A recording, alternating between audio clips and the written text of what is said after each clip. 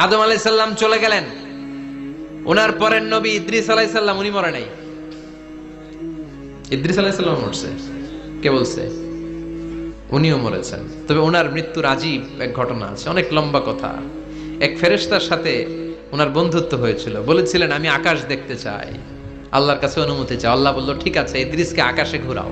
প্রথম আকাশে ঘুরলেন, দ্বিতীয় আকাশে ঘুরলেন, তৃতীয় আকাশে ঘুরলেন, চতুর্থ আকাশে ঘুরলেন। ইন দ্য মিন টাইম চতুর্থ আসমানে মালাকুল মাউত পৃথিবীর দিকে নেমে আসছিল।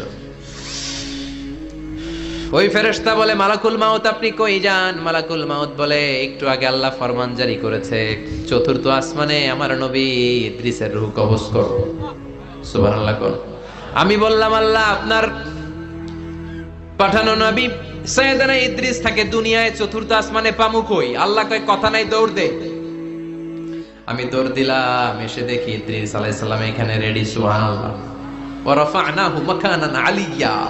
ইদ্রিস আলাইহিস সালামের রূহ কবজ দুনিয়ায় হয় নাই, চতুর্থ আকাশের মধ্যে হয়েছে। একটু চিৎকার করে পড়বেন সুবহানাল্লাহ।